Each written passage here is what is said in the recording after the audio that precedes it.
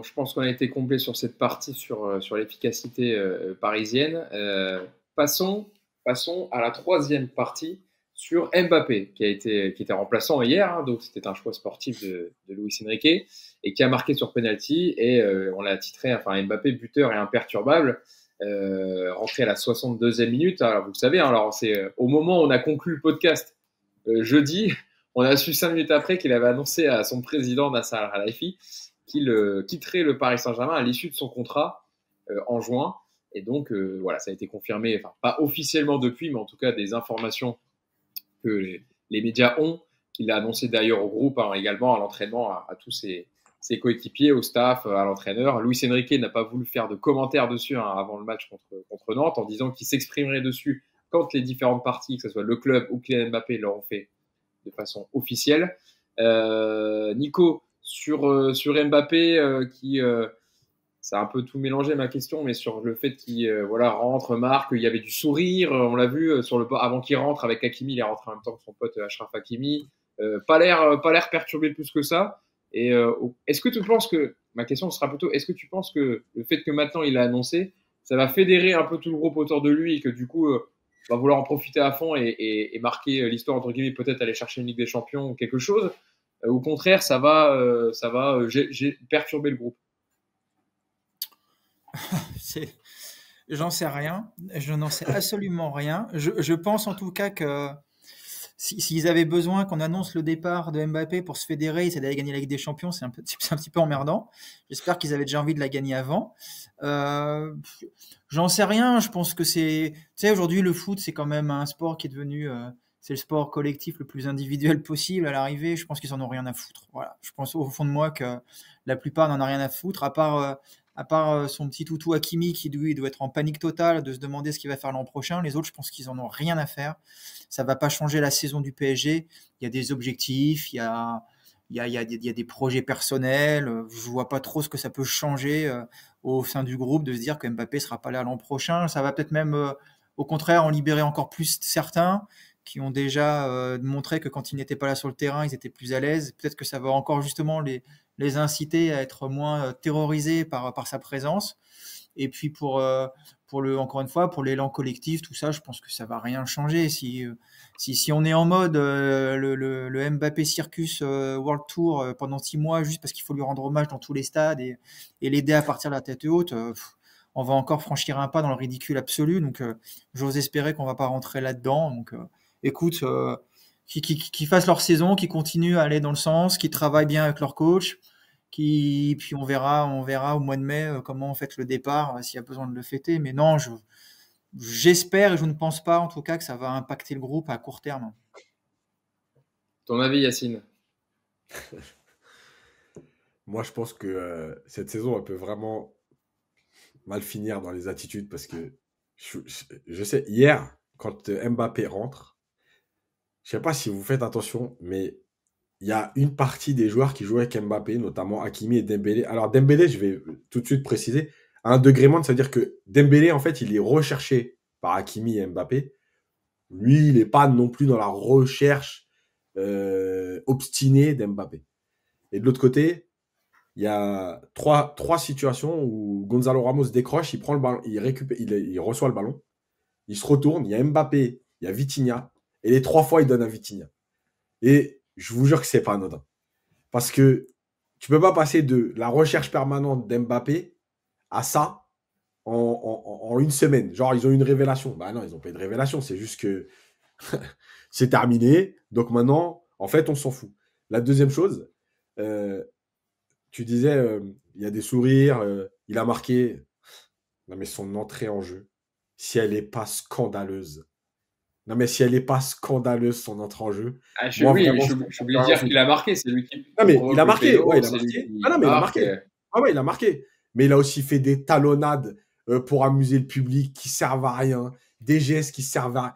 Non, mais son entrée en jeu, elle est juste scandaleuse. Il en a rien. Et là, il en roue libre. Il n'en a plus rien à foutre.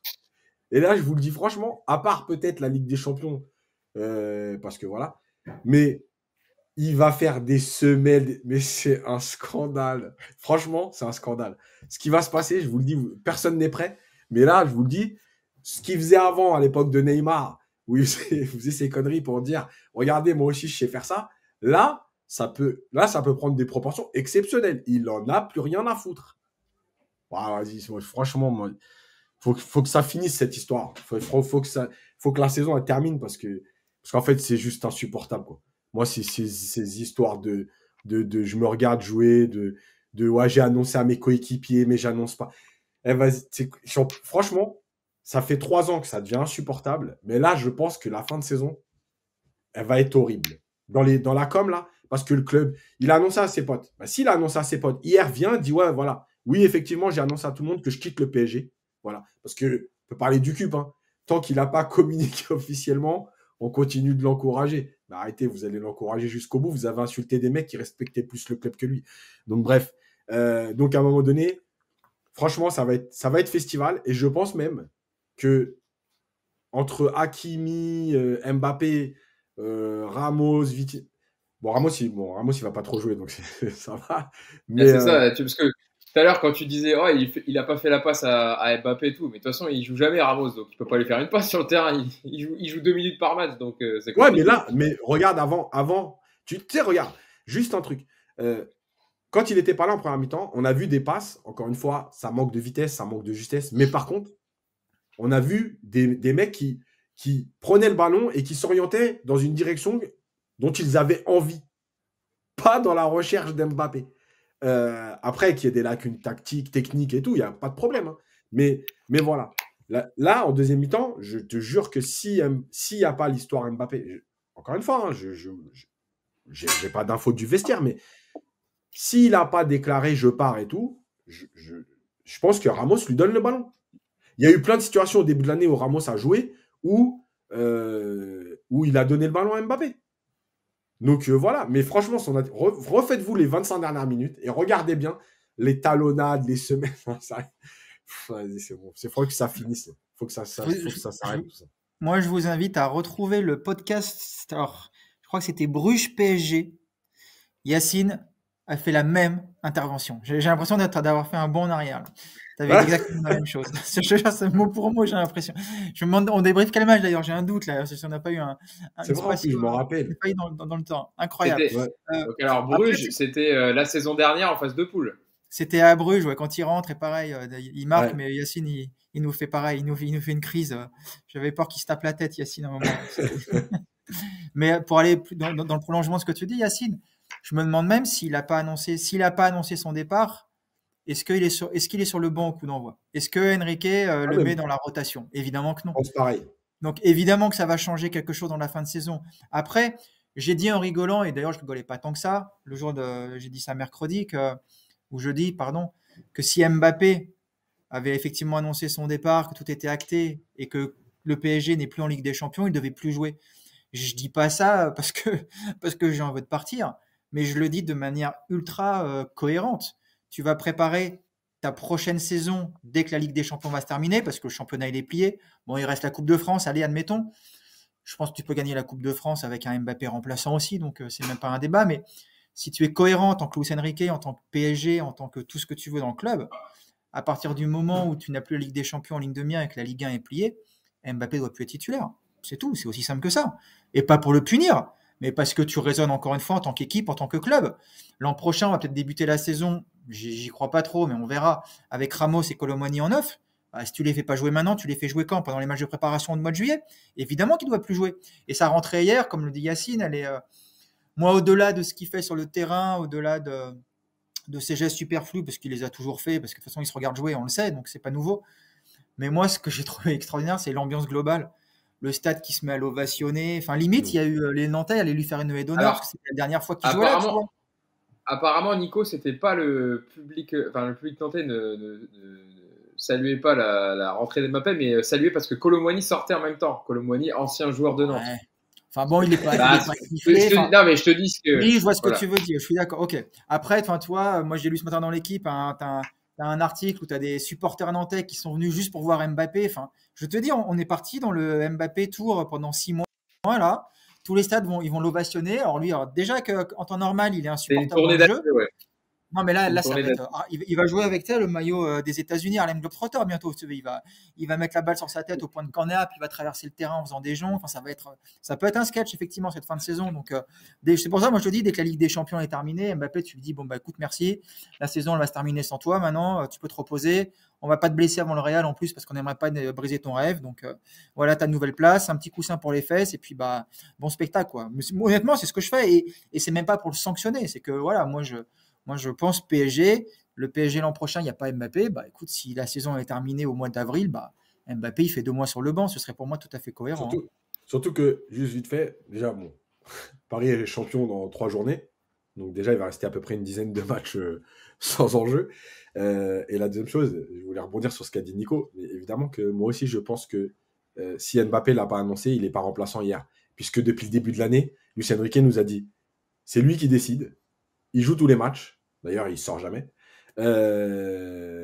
Quand un joueur comme ça est disponible, il joue. Et là, d'un coup, il est remplaçant. Mais évidemment que c'est pas anodin. Voilà. Donc c'est un bon signe envoyé par Luis Enrique dans le sens où lui, il fait passer le collectif et l'équipe avant Mbappé alors. Puisque maintenant, c'est pas un bon signe parce que ça veut dire qu'avant, il faisait pas passer le collectif avant, mais maintenant, oui. Mais il pouvait pas, Yacine, tu savais. Non, mais oui, Yacine, je dis pas qu'il il n'y a aucune personne. Il n'y a aucune personne saine d'esprit qui n'a pas conscience que Luis Enrique, quand il est arrivé, on lui a dit, bah voilà, Mbappé, on discute, on aimerait qu'il reste. Donc, bah, c'est un cas à part. Évidemment que c'est un cas à part et tout le monde le sait. Bien sûr, il n'y a pas de problème. Non, mais je sais que tu le sais, Yacine. Mais c'est vrai qu'aujourd'hui, par contre, maintenant qu'il n'y a plus ce dossier en cours, si les dirigeants n'ont pas la bêtise de dire à Luis Enrique ce qu'il doit faire, Luis Enrique, qui lui raisonne pour le coup ultra club, ultra équipe, bah, il va préparer son équipe. Et en plus, je suis même persuadé, et ça, malgré tous les discours, mais je suis persuadé que collectivement, Luis Enrique préfère le PSG qu'il voit sans Mbappé. J'en suis sûr. Parce qu'il est comme Luis Enrique, il voit son équipe jouer quand il n'y a pas Mbappé. Le match contre Lille, je suis persuadé que Luis Enrique, il a apprécié les consignes respectées, le bloc équipe, la défense avec tout le monde. De toute façon, tu le vois, il a mis Mbappé en neuf parce qu'il n'arrivait pas à trouver l'équilibre avec Mbappé sur un côté. Donc, tu vois bien qu'il avait des soucis aussi par rapport à la gestion de ce mec-là. Donc, ça va changer. Et moi, je vous le dis, hein, les gens me disaient, on ne peut pas mettre Mbappé sur le banc, c'est des conneries, vous êtes ingrat, vous avez le seum, tout ce que vous... Ok, on a le seum si vous voulez, il n'y a pas de problème.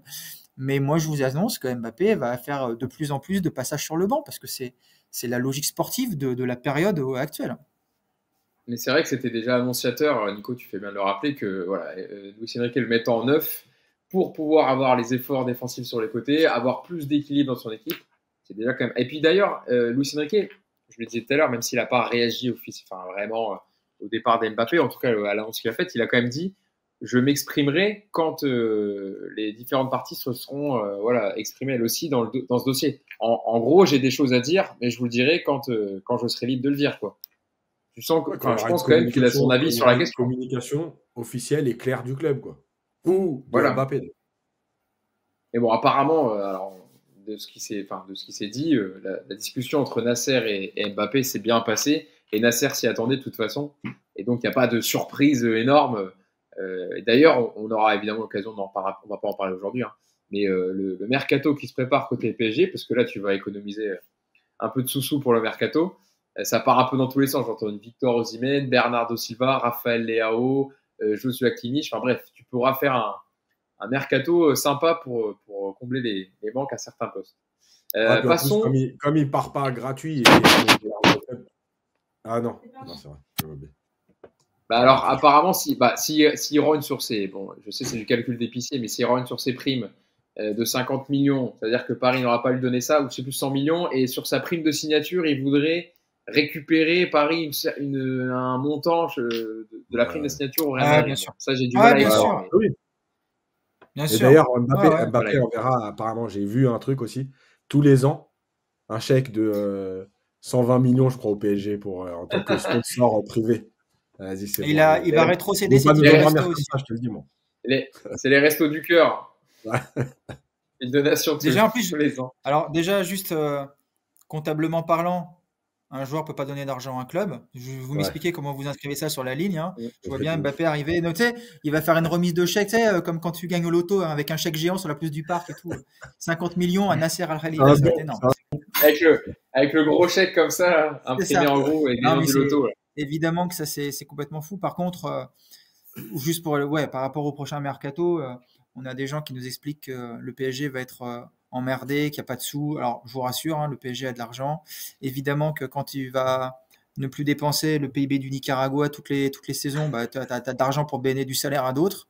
Et évidemment que ça va recruter. Après, honnêtement, l'équipe actuelle, il n'y a pas besoin de 10 recrues, hein. Tu as besoin de 2 bons milieux de terrain.